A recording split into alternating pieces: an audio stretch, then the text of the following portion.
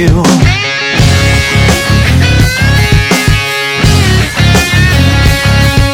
Your body's like an undertow, you're drowning everything in me. The way she moves, the way she knows everything I need. This night, she shines like diamonds.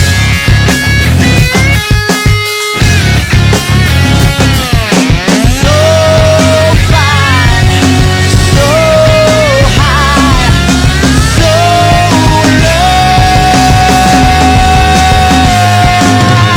I fall down, but only 'cause I'm wasted.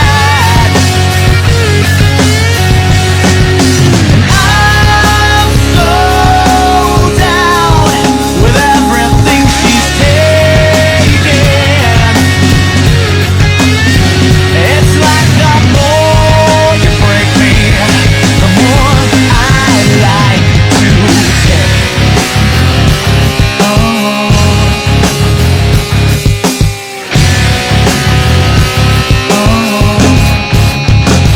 Round and round, it's all a show. I'm the one that's being used. The scars are just the afterglow of living on a fuse.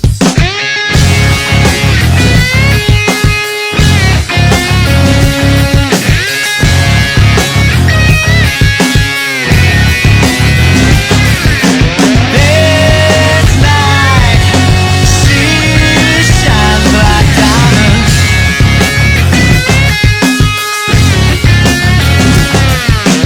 So fine, so high, so low.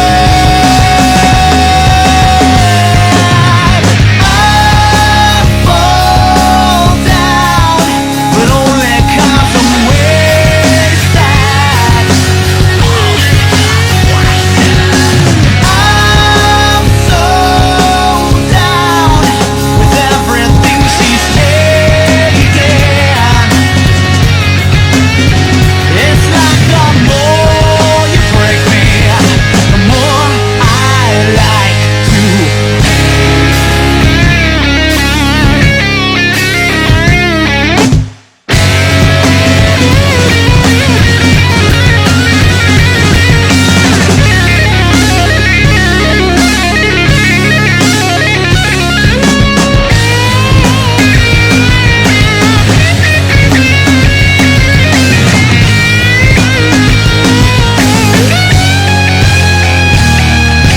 I fall down only 'cause I'm wasted.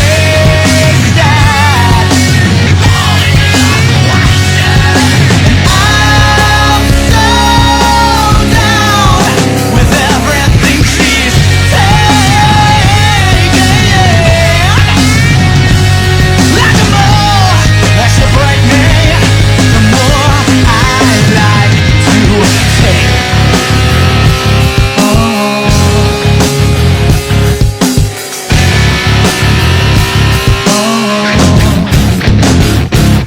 Good evening, everybody, and welcome to the Business Power Hour with Darren and the Music Man.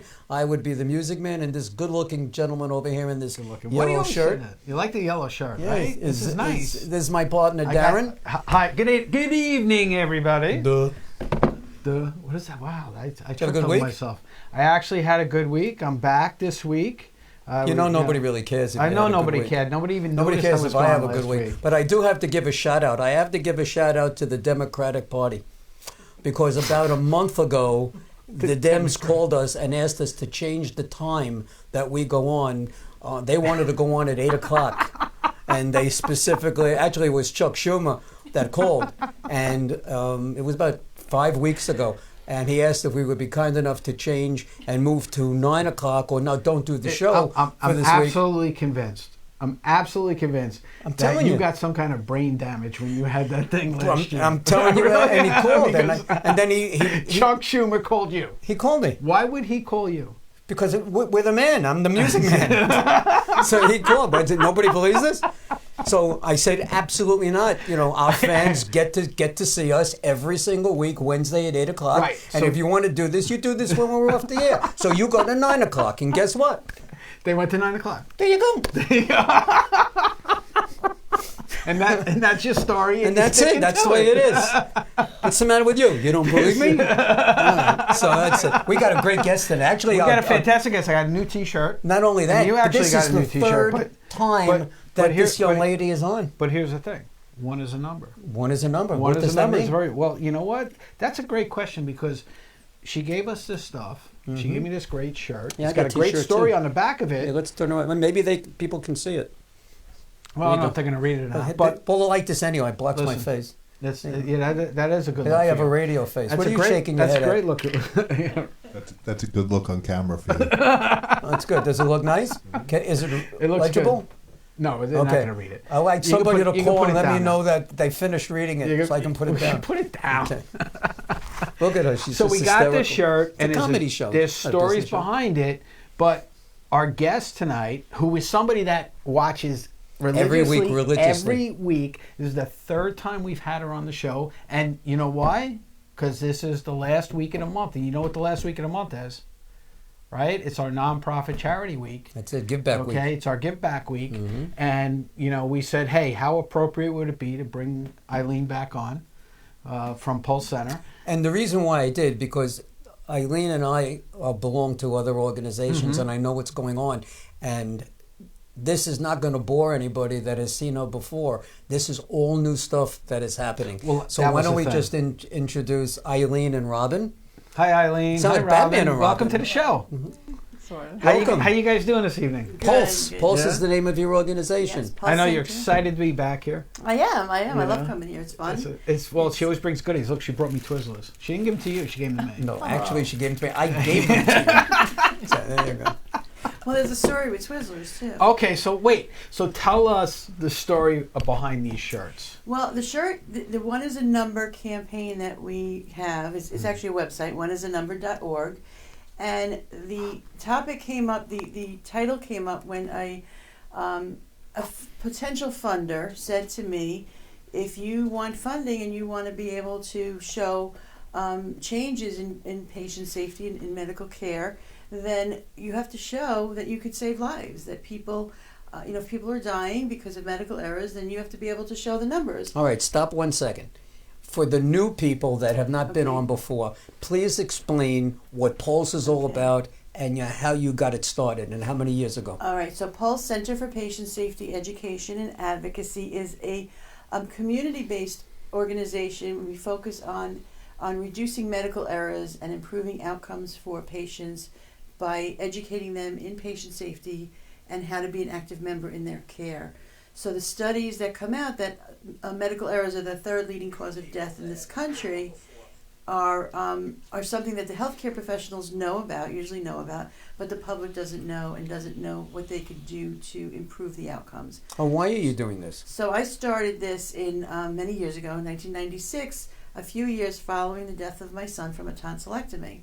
So after You mean he went in for a simple he went in tonsillectomy? he went in for a tonsillectomy, and for a week after the tonsillectomy, he was bleeding, and I brought him back to 5 different doctors to say something is not right, and everybody said, "Don't worry, he's fine."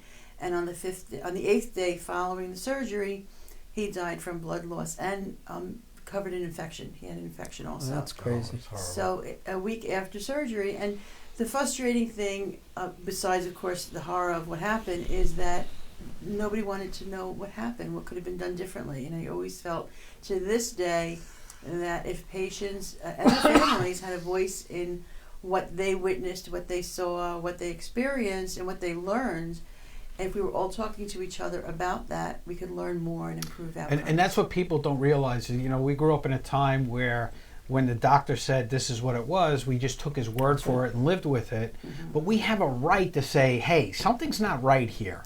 And I need somebody to either look into this, or I'm not going to sit here and just let this happen. Right. Because too many times those situations happen. It happens a lot. Right. Right? Way So- too many times. And if we know that these things happen, then at least we know that we could be speaking up about it. and where to go for more information, where to go to get support. If to this day I wonder if there was somebody I could have called that said, here's what you could do different, if the outcomes would have been done differently. So before we continue any further, I want to give in a call-in number at 631-415-1365. People out there, you're going to have a question for Ilene and for Robin. Something's going to has happened, or you're involved in a situation now where you need some help and you want to know what to do. Please give us a call, 631-415-1365, and ask. Okay. So let's get back to now. Okay. Now we gave the background on Pulse. Right. All so right. one is a number.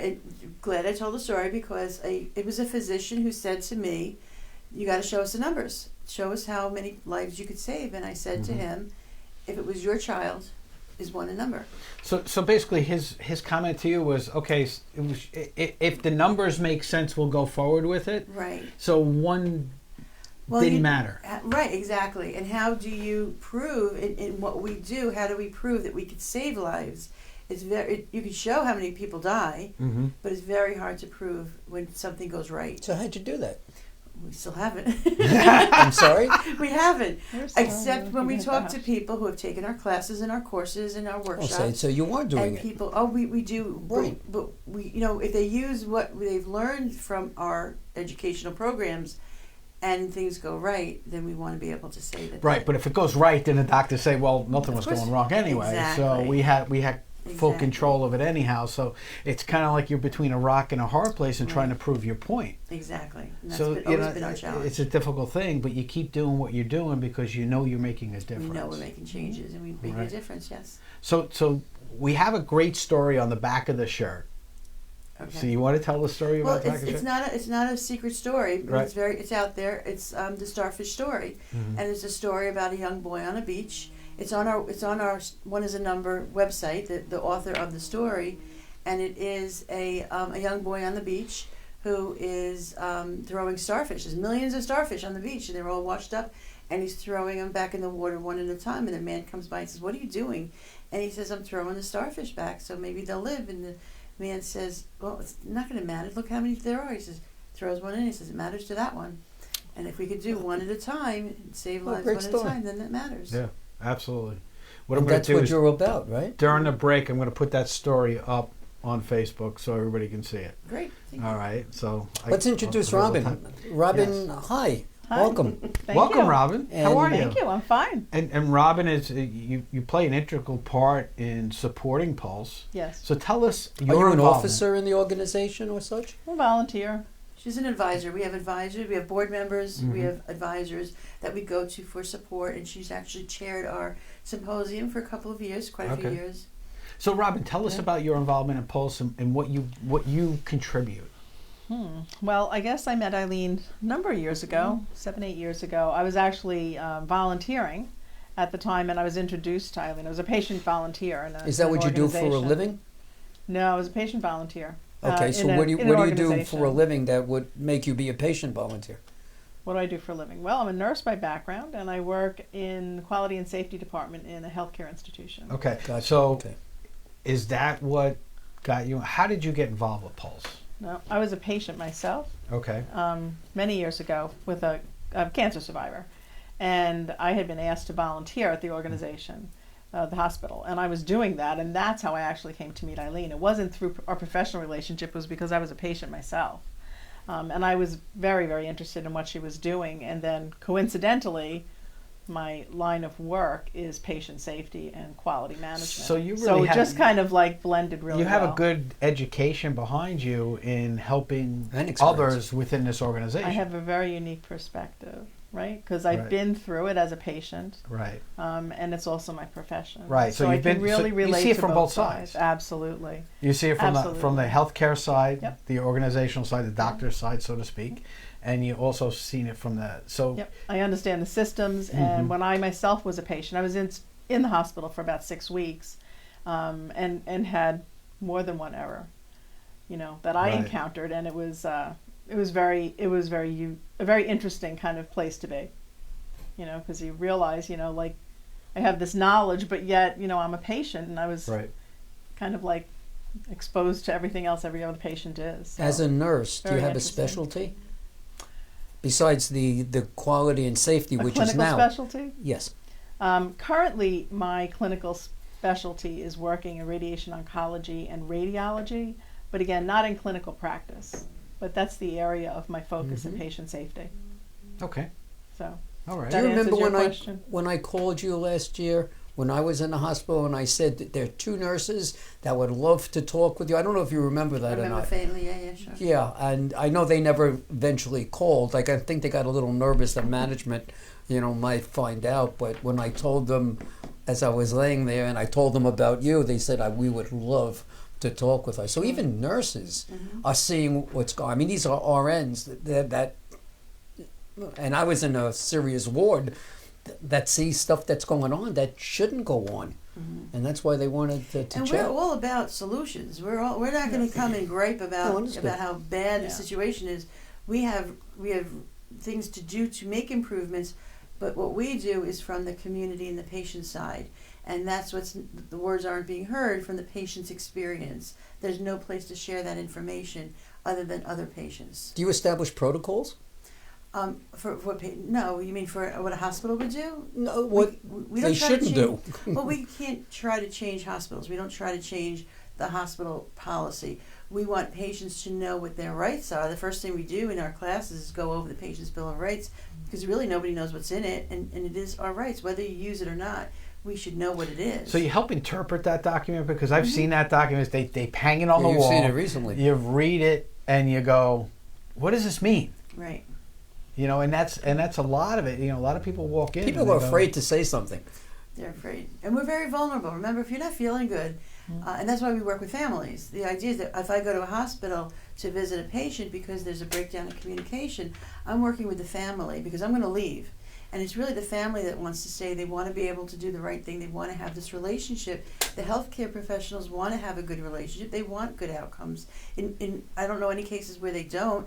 It's just there's a miscommunication. That you can have a nurse who's stressed and a patient who's angry and a family who's scared, and you have all this going on, and then mistakes happen, and people aren't watching for the mistakes.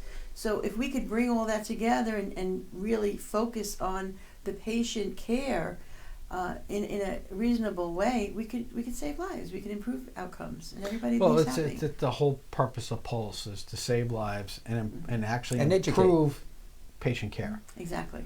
And educate the nurses and the doctors that we're sitting here and we have our rights and we know what our rights are, and we're going to make sure we get the best care that we can get.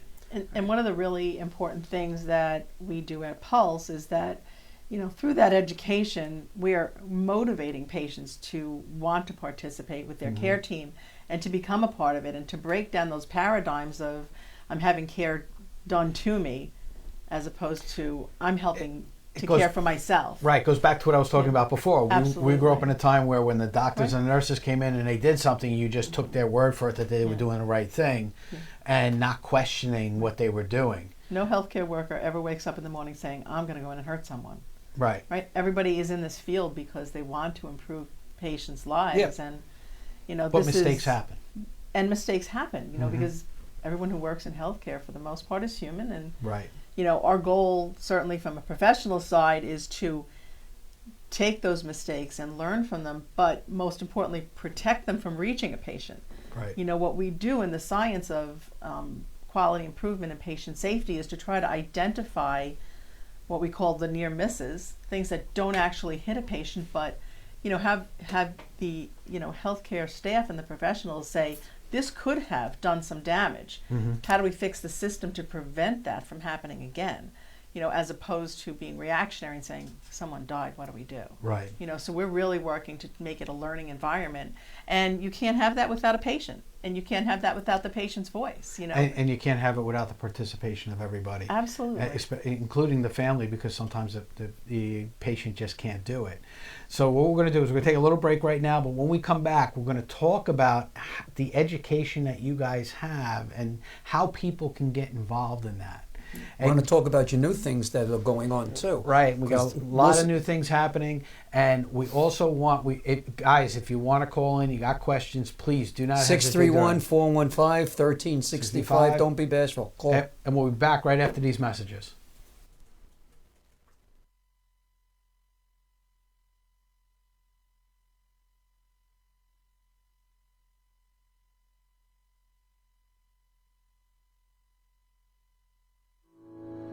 Small business owners, are you having trouble growing your business? Do you feel like you're always swimming upstream? Do you feel that daily tension that I can't get ahead and I don't know why? Hi everybody, my name is Darren Sayafi and I'm a business therapist. What's a business therapist? Well, some people call us coaches, some people call us advisors, other people even call us strategists.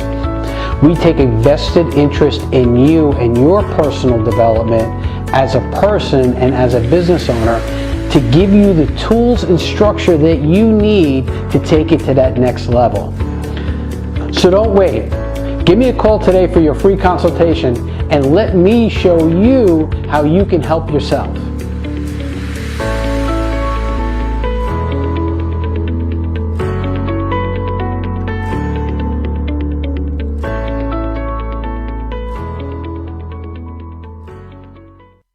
WKJY. Hi, this is Doug Cormack, Executive Director of Orchard Estate of Woodbury, Woodbury's first assisted living and memory care community. We're opening this summer for seniors who need a little or a lot of assistance with things like taking their medication, meals, or just a maintenance-free lifestyle. Our experienced staff keeps seniors and their families connected to what matters most. Call us today to inquire about our model apartments and discover how Orchard Estate of Woodbury is providing the lifestyle Long Island seniors deserve. Call 516-246-2167. That's 516-246-2167, or visit orchardestatewoodbury.com. Licensure pending. Hi, this is Darren from the Business Power Hour. Are you associated with a charity or a nonprofit organization that is looking to raise money, but you want to do something different from other charities or something you've never done before? Well, if that's the case, then you need to call our friends at Friend Entertainment USA. Friend Entertainment provides tribute concert events featuring the best tribute talent from all over the USA, saluting stars such as Donna Summer, the Bee Gees, Queen, and many more. Whether you like Motown, rock and roll, R&B, country, Christian, or whatever type of music you like, they will provide you with the best entertainment at a price that is very affordable. In addition to music, they are now offering comedy shows saluting such stars as Robin Williams and Joan Rivers. With over 31 years of experience, Friend Entertainment will teach you how to create a successful show. The first thing you need to do is sit down with them and learn how you and your organization can put together a show that can be done from anywhere in the USA. These events will help you bring needed funds and branding to your organization, so you can continue to provide the needed services to your community. No organization is too big or too small. So reach out today. You can call or email Norman at Friend Entertainment USA and let him help your charity or nonprofit create an unforgettable fundraising experience. Call 844-698-9696. That's 844-698-9696, or visit their website at friendentusa.com and ask for the Music Man. Tell him Darren sent you. Welcome back to the Business Power Hour at Darren and the Music Man, where tonight, 1 is the number. And we're here with... What does that mean? Is that... Well, there was a whole story about a whole starfish story that we had before. Oh, that thing. Oh, we're still doing about that? Yeah, we want to thank the Democratic Committee for moving the Democratic debates back so it didn't preempt our show. It's the way to do it. All right. And we thank, Chuck. We thank Chuck and the group for and doing you have that. a good show tonight at 9 o'clock. And that's the way it should be. Right? That's the way it is. Because the Business Power Hour will go on. We rule, baby. We rule. Wait, give me some. There's something definitely wrong with you. You're the one who started it, and it's something well, wrong with yeah, me. I did. Okay, well, so let's go back to the poll, Center for Patient Safety and Education and Advocacy. So we know your basic story because you've been here for a while, but there's a lot of new stuff that's going on with you. Talk to us. Well, for one, we have a fundraiser coming up September 15th. What is That's a comedy show. We do one fundraiser a year. We do advocacy training. And where's that comedy show going to be? It's the Brokerage Comedy Club in Belmore. That's our once a year fundraiser. I want to come. Well, we hope you will come. We're always looking for. We have great raffle prizes. How many seats and stuff? I want to donate raffles. I want to donate tickets. We'll take them. We have It holds about 200 people, but we only sell 100 tickets because Why? we want people to be comfortable. We want to make sure it's not too overcrowded. We want to No, make you got to sure go for, God willing, What you got to time go is for that the show? overcrowding. It's it'll start at 7:30. Doors Okay. open 6:30. Who's going to be performing? Do We you don't know. That's the thing is that at those fundraisers they just give you. And how can people get tickets? Just contact on them. our website? PulseCenterForPatientSafety.org is our website. Is that also, Yeah. they can call that phone They can number call that phone of number. 516-579-4711? That's right. That's right. Cool. And we do, so we have advocate training coming up. We've just finished a series. We did one in Harlem and Brooklyn. We did one in Melville. And we're actually going to be doing it at Delphi University. School of Nursing is going to be How'd you get into hosting it. that? They're going to be hosting That's it. a and great nursing program. Yeah, we're going to be doing our advocate training August 20th and 21st, 2 evenings, 4 hours Did each. you have you tried Malloy? I don't have a relationship with Malloy, but if you want to open a door, I'm there. Okay. So the advocate training, we loved having nurses in there and healthcare professionals. It's for the layperson, family members who want to help family members, but it really is for anybody because there's no clinical training. It's about patient safety. It's about communication, and learning about how to be part of the medical team as somebody who's a family member. And we've been doing this since 2006. So we're really excited about the next one coming You know up. what I found that something that was interesting that I just heard about over the last couple of months, that patient care at home, nursing, elder care, whatever, that you can have family members now take care of you and be get paid. for it. Yes. When did Yes. that all start? A couple of years ago. It's been around a while. Did it? And they've been first advertising it like the last 5-6 months. Yeah, and it's a wonderful service because you want your family there taking care of you, who knows you the best, and they can be paid for it. They go through, I think they have to do a lot of paperwork for it, or some paperwork, but it's not an automatic, and it's They probably get paid hourly, like a part-time worker would. Right. Right. So Family instead or of friends. paying a service to do it, you can pay your A family stranger. members. Right. Yeah, there's not enough out there to do it. There's not enough people out there to do it. You want somebody there who knows you well, and it could work out really well, especially if somebody's there already. So we encourage that kind of support. Well, what else is going on with Pulse, educationally or any other Well, way? we do workshops, we do training. We actually go to hospitals. We do a lot of work with hospitals. I just spent in a Midwest hospital. We spent a week there doing Hold it. training. You said Midwest? Well, wait, yeah. Well, way out Where'd you go? Pennsylvania. Pennsylvania. Pennsylvania? Midwest. Midwest. Pennsylvania, Midwest. It's east-west. It's west. How about it's East Coast? East Coast. It's like 3 hours from here. It's like you know. It was a long drive. The Midwest. What part of Pennsylvania I'm thinking did you go? Kansas, Well, we've been there. Nebraska. We've been That's what I was waiting to hear. Yeah, no, we've been there too. though. Missouri, someplace.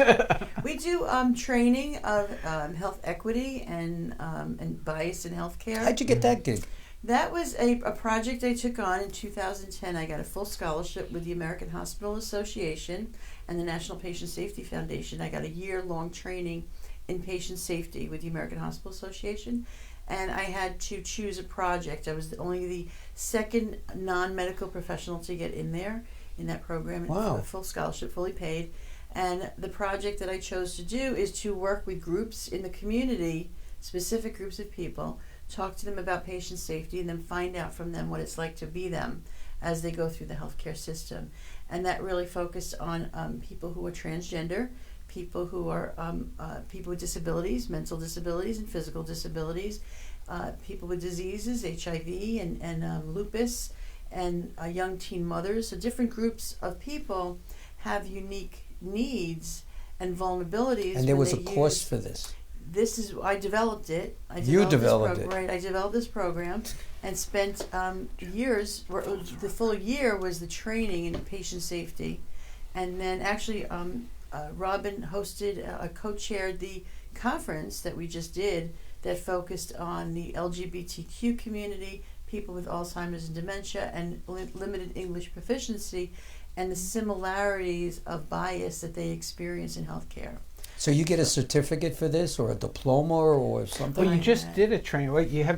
Now, if somebody wants to become a patient advocate, you guys have training for that. We do right? have training. Now, I remember not too long ago, you just did one of did those one, trainings, right, right? right. How long ago was that? That was May. It was a two-part Just a in couple May. months ago. Yes, we did one in May.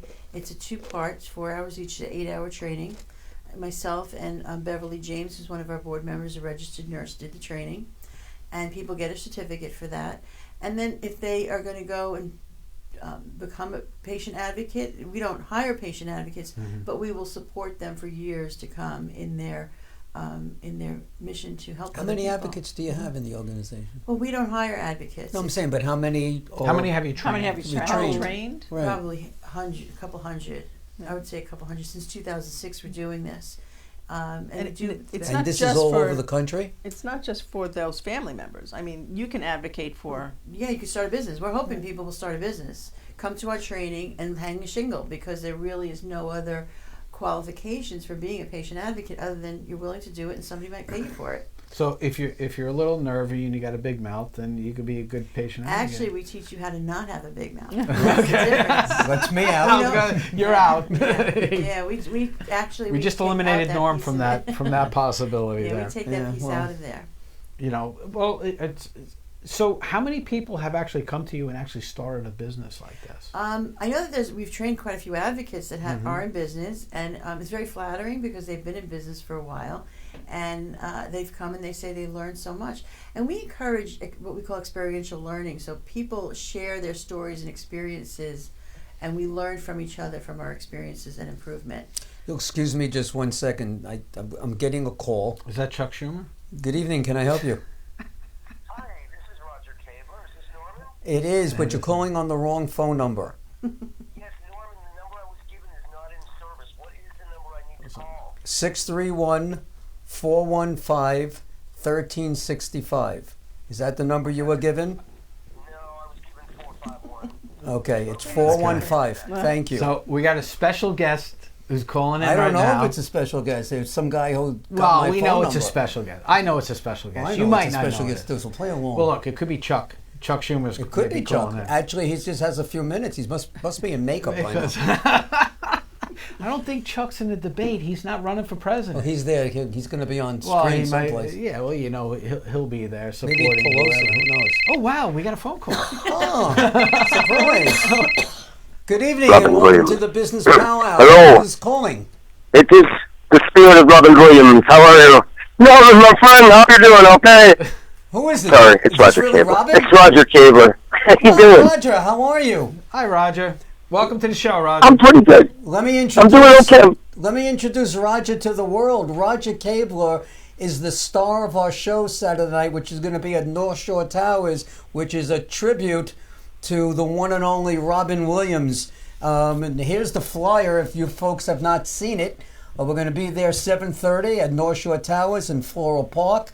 There are still just a few tickets that are left, and you can get tickets at 631-698-9696. Roger, thank you so much for giving us a call. Have a couple of questions for you, if you don't mind. Sure. No, go ahead, Norman. Do you want me to answer it, or do you want Robin to answer it? What would you prefer? Let's have Roger and Robin answer some questions. Well, the first one is you know we're going to Roger. fight over the phone? No, I won't. You know we don't. It's okay. We're on public thing. Sorry.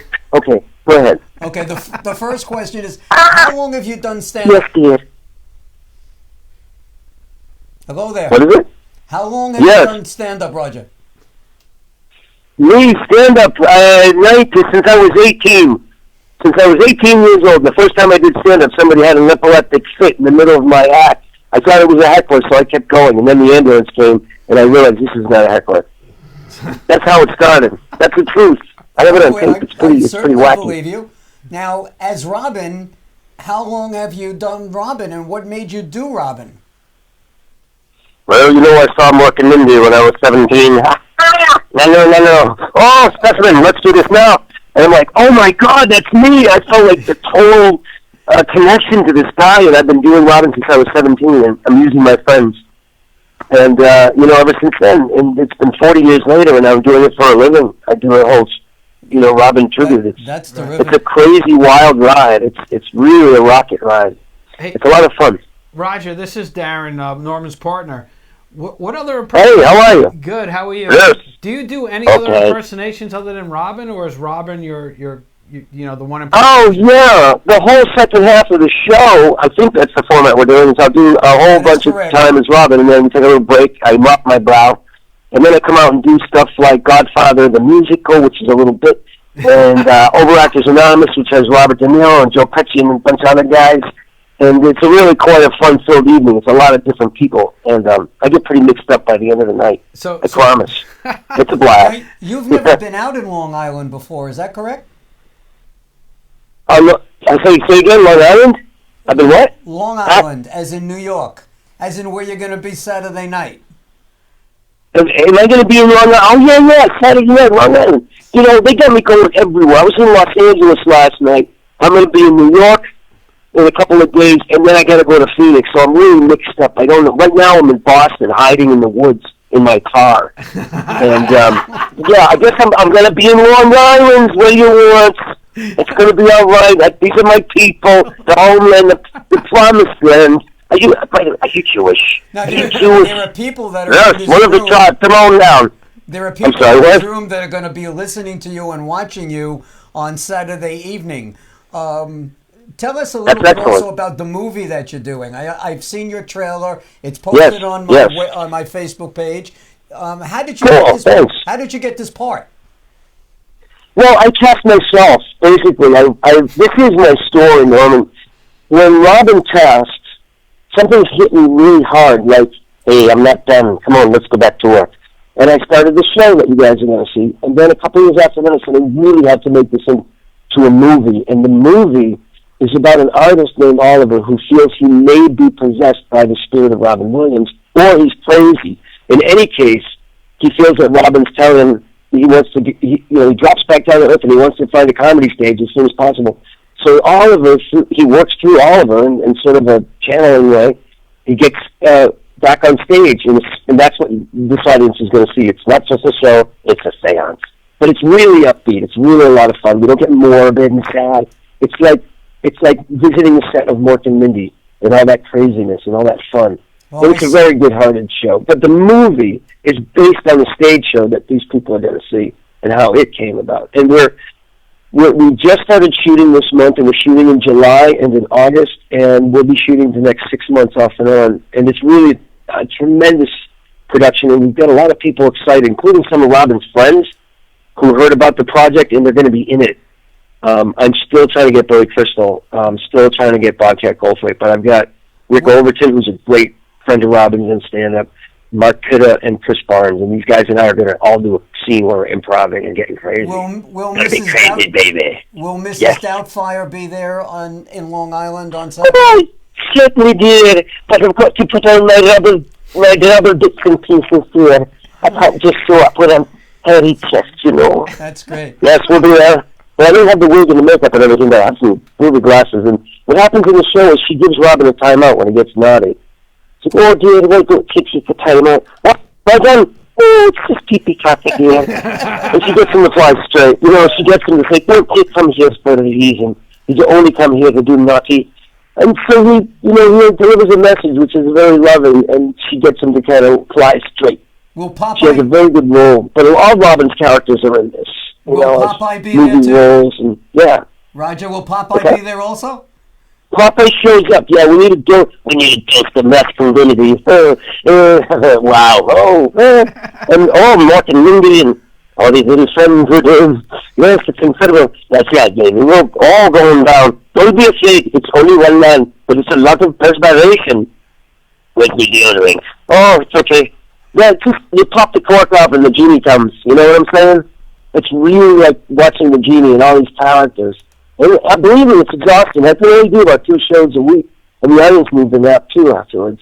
Well, I want to thank you so much for calling in tonight and giving everybody a little upfront review of what you're going to be doing. And we'll see you Saturday at 7:30 at North Shore Towers. And we thank you so much for giving us a call. Thanks, Rob. Thank you for being part of the movie too. This is going to be a wonderful part of that. And Norman, I can't wait to meet you. You're really a wonderful guy. Oh, I appreciate it. Okay. Thank you so much. Somebody thinks he's a wonderful guy. That's anyway. it. Oh, both of you guys. I'm sorry. I forgot. I'm a little mixed up. I'm a little, what do you call it? Verklempt. I'm verklempt. I forgot there's 2 of you there. I have no idea because I can't see you. And there's only 27 of me. It's like a clown car with one guy. It's nuts. Believe me, try to get in my head. He's If you approaching keep the on show where talking, Robin no one's opens gonna up his come head and all these Saturday 'cause they're characters gonna come hate the out. whole show. I think, So save some for Saturday night. Thank you, Okay. my friend. Roger, you have a thank great you. night I now. can't wait to see you Saturday night in Grand Islands. We'll see you. Thank you, sir. All right. Take care now. Okay, my Good night, friends. Robin. Thank Thank you. you. Bye. Bye-bye. So that was Roger Kalber. High energy. There he goes. High energy, Oh yeah. boy. It'll be fun. And as You you know what say, he did? He goes 100 He miles did an the hour. same thing that his manager did. It was tough to cut in there and ask him some questions. But this is gonna be crazy Saturday night. It's gonna be nuts. So those of should you be who a lot of haven't fun. got the ticket, 631-698-9696. Speak to the music man. I'll be happy to hook you up. The music man. And it's crazy. Yeah. And we're going to have an opening act as well. We're going to have a tribute band there, play some music. And let's go back to Pulse. Pulse, yes. Let's get back to our friends at Pulse. Before we had our Roger call in. We were talking about all the great things that you guys do with Pulse and the education stuff that you have going on. Do you have any new programs that you're coming up with? We do something called patient activation through community conversations. It's called PAC. Okay. And it's actually my favorite thing to do. It's a discussion group. I thought watching this show was your favorite thing to do. I'm sorry, second. That's on the other 6 days. Neither one of them bringing money, so. We have to work on that. Yeah. Let's stop for a second. If people want to make a donation to you, not to you, to Pulse. Sure. All right, they call 516-579-4711. They could do that. They could donate right online on our. And how do they do that? Our website is pulsecenterforpatientsafety.org. There's a donate button. Could you repeat that again? pulsecenterforpatientsafety.org. Is it up here? I think it's up here too. Yes, it is. Yep. So they could go right there and make a donation. They can come to our comedy show. They could send a check. They could do both. They could do both, all the above. And it's very important if they volunteer with us that they're introducing new people to the organization, which is helpful. We don't charge for advocacy services. You don't charge for anything. Well, we charge for our workshop, our training. Well, yeah, well, that's program. something different. That's our training. We don't charge for our community education. We don't charge for bedside advocacy. And that's something I feel very strongly about because if somebody needs help, I never want to have to put a price on it. So if I go there, we send one of our volunteers to the hospital, or we help the family through something, through a crisis, I never want to have to put. And that's one of the key things, the key messages that you've always conveyed when you've come here is you want the families to know that don't worry about money. Money is the last thing that Pulse even worries about. Right. Reach out. If you need help, reach out and they will be there for you. Yes, that's exactly true. I want to bring up a story. I'm not going to mention names, but we have a mutual friend who has a daughter out of state, and she was not well. And this mutual friend called upon you because he didn't know what to do and how to do it, particularly because his daughter was out of state. What type of things were you able to do for him which would be a similar situation for somebody else, whether they be local or whether they'd be out of state?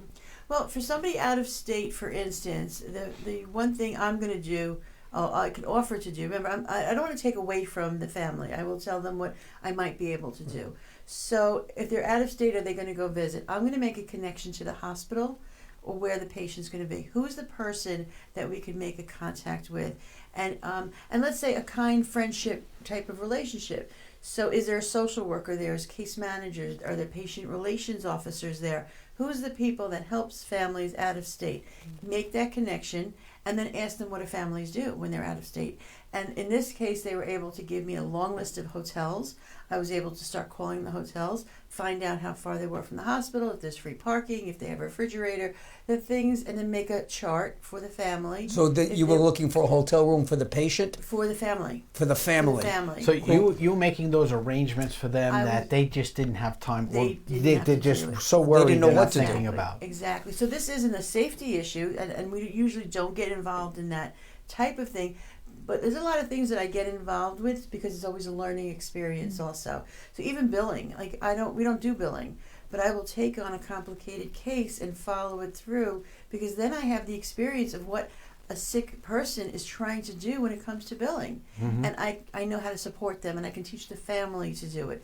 So we don't always have to do it for people, but sometimes there's a lot of people that want to help. They don't know what to do. We had another person who called about a friend who had cancer, had no family. Both her children were in the military, and she needed help. She was very sick, and she didn't have any help going to doctors. I connected her. I got her on the phone. I said, "Who's a contact with your college roommates that she was still friendly with, her church group, and her employees that she worked with." And I got a point person from each group and connected all three groups, and then she's never been alone. Wow, that's fantastic. Good stuff. So it really is the idea that I could step out of it. A senior citizen in a nursing home, she was having problems in the nursing home. I went to visit, saw what the problems were, brought it back to her family, her friends, her. So it's not just sitting by the bed watching what the nurses and doctors are doing. Exactly. It's all the other things that go on because, and you It's experienced very it. overwhelming. When you have a very serious illness, all these little ancillary things that you need to take care of, those are the last things you're worried about. And really, people and can avail themselves, and we can help them navigate those systems. It's overwhelming. Right, It's because you've been overwhelming. there, you know what to expect. It's like You're anything, worried. right? Your You know mind what is to all perplexed. You got other things, whether they're going to survive, not survive, to worry about billing and worry about the little things like that. It's difficult. And getting family and friends to say to a patient or their family, "I'll take it. I'll do that for you." I spent there was a time I lost glasses. It took me phone calls and trying to, it would have taken the family hours or days to try to find this person's glasses that were lost. They didn't want to be bothered with that. I said, "I'll take it. Let me do the search for the glasses." And it How'd just you find the became my glasses? project. We didn't find them, but at least they knew that they were gone. But at least they knew that they You didn't tried. have to try looking for it because they weren't. That was the last thing they had to worry about. It was Exactly. just I'll they have take it enough out to of worry about. They don't need Exactly. these little things, these And little people nagging have to things. realize, I want people to realize that they could step up and say, "I could take that away from you. I could do that piece for you." And it could be any piece of that. But it's also having people say, "I need help." Yes. Right? Most people don't want to, especially Exactly. When It's a you very were hard thing to you were do. going through your experience. I'm sure it was hard sometimes to say, "Hey, you know what? I need help with something," because Very you hard. want to be strong. You want to show, "Hey, I'm okay, and I can still do these things." Yeah. But you go and do it, anyway. I mean, I've done that where I've seen, they're struggling with doing something. I'll step up and I'll just do it.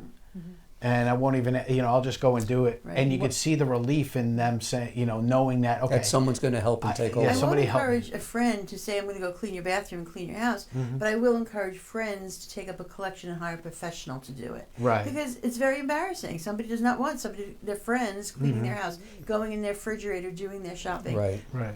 I'm not a cook, but I'll bring a meal from a restaurant and have a meal delivered. Rob? And those are the things. Okay, Robin, question for you.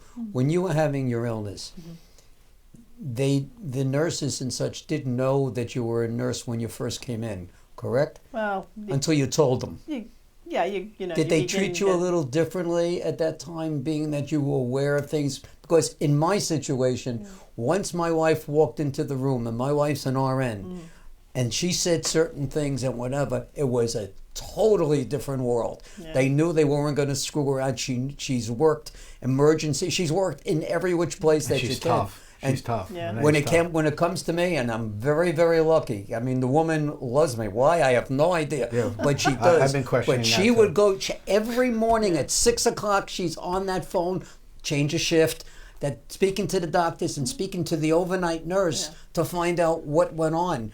When they realized that you were a nurse and that you knew all this stuff, what happened? Anything? I think I remember mostly being treated like a patient. I think then that's to the credit of the professionals that I work with. They didn't treat me differently. They let me be a patient. So. But they give you any special care? No, I think because I was a nurse, because I am a nurse, I tend to challenge the Exactly. the That's questions exactly more. what I meant. But I was fortunate. I had great care providers, and they understood that knowledge was important to me, and that I got that information. The one time that I challenged something and people kind of allayed me again said, don't worry about it. It's fine. It's fine. It's fine. We checked, and I found out the next day that I hadn't checked, and I did in fact get the wrong medication, and it was a whole thing. But yeah, I mean, so it happened, and I think that was the time that I said, like I pushed this issue, and you still didn't listen to me. Yeah. But it brought about a lot of change in the institution, which was good.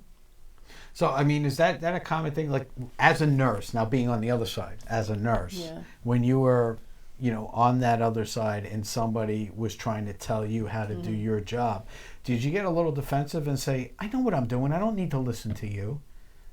Have you ever had that experience? No, I think the key is that you have to, it's not defensive so much as you have to really engage with people, so that there's a respect there. And that's what we try to do with Pulse, is to teach patients how to respectfully have a voice and advocate for themselves, so that the respect is mutual, and then you don't have to worry about being. So we respect each other, and I understand that you know what you're doing as a nurse, and I'm a patient, but I really need to understand what you're doing. Yeah. And we call it respectful but assertive.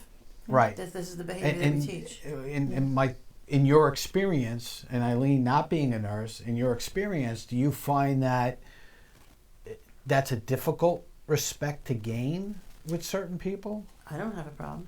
I know you don't. I don't have a problem.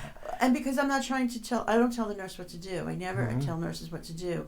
I tell them what the needs of the patient are. Right. And that's the difference, is that the patient needs to know what that medication is. The patient needs to know their discharge plan. I think that's the key of the training, right? It is. Because if you're sitting there going, no, don't do that. Wait a second, I know what I'm doing. I'm a trained professional. Don't tell me what to do.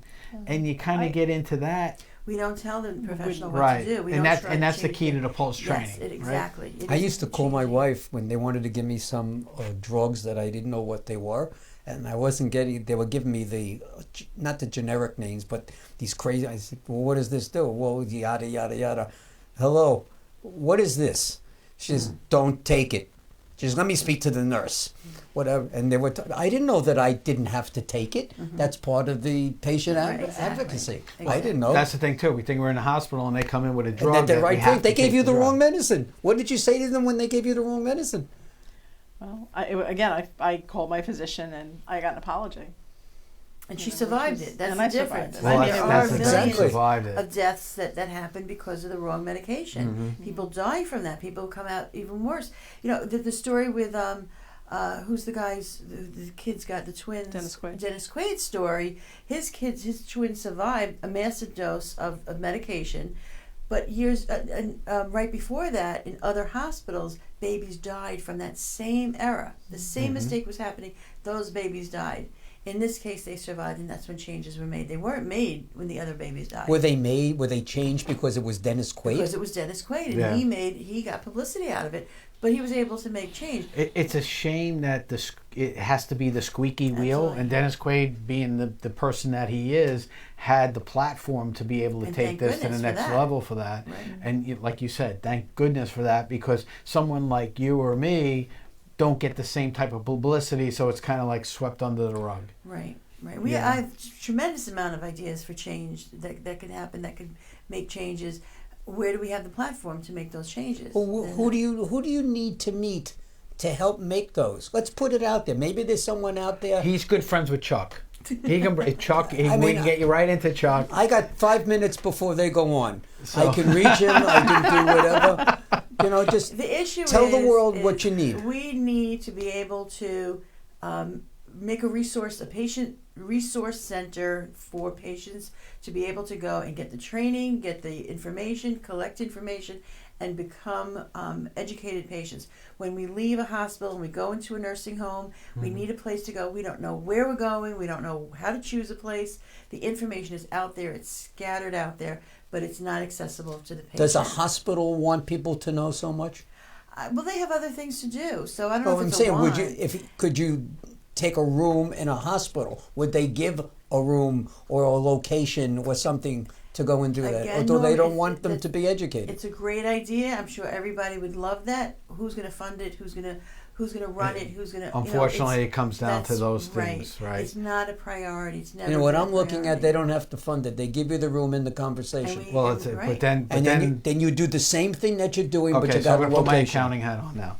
I'm sorry? So now I put my accounting on it. So now we give them a room, we give them funding. Well, who's paying for that space? Well, she's not going to pay for it. They're going to donate it. No, so we want to donate a room. There's a cost. No, not with me. There isn't. That the hospital has to account for. And it doesn't have to be in a hospital. But the room is sitting there. It's not being used. Not It could be necessarily. in a There's no cost. university. It could be in a building. It could be. Think Exactly. of how many people take family medical leave because they're caring for family members in the hospital. What the cost is to a company when people that we train could be visiting their family members in the hospital, and you can get that executive back to work, and we can help take over the family situation when somebody is sick. Imagine what the savings would be to a corporation if we were out there helping their families every time somebody. Well, and that's the thing too. You know, you guys do so much. It's like, you know, I always equate it to there's so many organizations out there that people just don't know about or don't want to take. Yeah, it's a nonprofit. I don't want to even be bothered looking at it.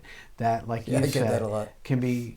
Well, there's a reason for that. Right. But that's a different reason. That people can utilize and actually make their lives better. You know, I'm a volunteer, as you know, and in my volunteer life, we run into things. We do first responder type stuff, but because we're volunteers, we run into the paid professionals that we're taking away their overtime, and we're taking away their work. So we're kind of like, we don't want them involved because of that. You know, do you think you're looked at in that way? We're not taking anybody's job. There's nobody doing what we're doing. We're an extension, making life But you got to easier. play on that. What about a pharmaceutical company Find to be me a one. sponsor? Find me one. Okay, challenge me, challenge me, We'll babe. take their money. That's it. She just did. We're not gonna And we change- know we're gonna Norman change will our do mission. it because he loves you so much. Speaking of Yes, which, yes. it's almost the witching hour. So Yeah. let's let everybody know again what's going on, how people can get a hold of you, and the fundraising that you're doing. What's the next grade? We started talking about PAC and we got off Right, PAC. right. So we got 3 minutes left. People so let's can talk about host a PAC. patient activation in their home, in their church, in their wherever they want to be. We've done quite a few of these. We do it virtually. It could be disease specific, age specific, mothers. We have 50 topics they could choose from, what's important to you, and it's a facilitated discussion, how to become a patient, how to be a patient. If you're using the healthcare system, don't do it alone. We could talk and we can help each other through it. That's what we do with the patient activation. And that's what I want to remind everybody. It's just not for these, you know, cancer and these long diseases that you go through these things that Pulse is there for. If for whatever reason something pops up and you're in a hospital and you don't know, contact Pulse. You can get in touch with Pulse at 516-579-4711 or go to pulsecenterforpatientsafety.org and reach out. Ask for help. It's there, and they want to give it to you. They don't want to charge you any money. There is no charge. There is no it's a charge. wonderful, wonderful situation. It's a great situation. We encourage you to reach out, and if you can help, if you can be that patient advocate, and you're interested in helping with that, reach out, and they'll help you do that. You know, or if you can't do either of those things, and you just want to give, go to pulsecenterforpatientsafety.org. We want to thank Ilene and Robin for being here tonight. You guys did a great job. Great as job. normal. Thank you. As normal. Just great As stuff. always. Again, As your always. charity event, your comedy show It is. is September 15th. September 15th. It's on I the posted it on Facebook. Oh, thank you. Okay. And our training's coming up in August. Our next Terrific. All training. right, excellent. All right, great. All right. Well, thank you, ladies. Thank you for being so much. here. here. What do you want to talk about now? So Anything we coming got up? Robin coming up on Saturday. Oh, and then on Sunday, we're at the Meadowlands with the NFL Alumni Association. NFL Alumni Got a Association. big family day going on out there. It's Right. very, very inexpensive. Go to my website, go to Facebook page, and you'll get all the information that's on there. Also, to let everybody know, August 6th, if you want to see one of our Motown shows for free, the Broadway Mall, Oh, Broadway Hicksville, Mall. Long Island, New Very York. cool. August 6th, You didn't between invite me 6 to and 8 that. a.m. Sorry? You didn't invite me to that. And it's a free one. You'll be there. Well, take it any way you want. You know, take it personally. Next week, who do we got next week? Next week I is forget. July 3rd, so there's going to be some fireworks. I would suggest you guys tune in next Wednesday night because it's going to be fun. Anyway, I'm not thank kidding. you again, ladies and gentlemen, for watching us and keeping up your sponsorship that you give. We appreciate that. And you guys have a great week. You guys have a great week. And Be we'll safe. see you next week. And we'll see you next week. Good Good night, night, everybody.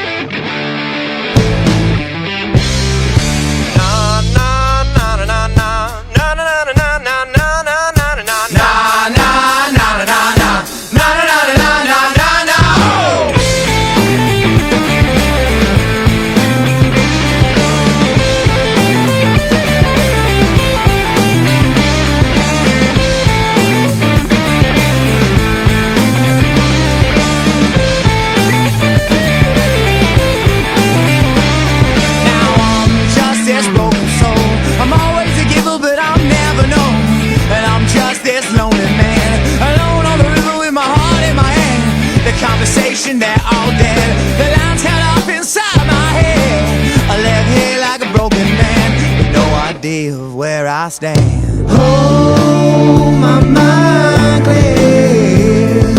Lord, I shed all of my tears. Oh, now maybe I was just waiting here while you moved on.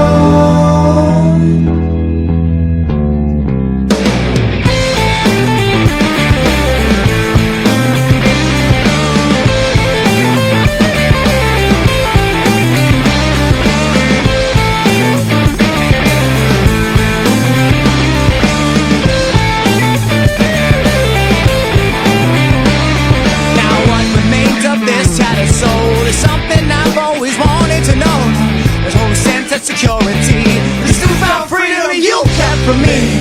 The sound of all your loaded guns. This outbreak war has just begun. The sound of all your loaded guns. This broken man has already won. Oh, my mind clear. Lord, I shed all of my tears.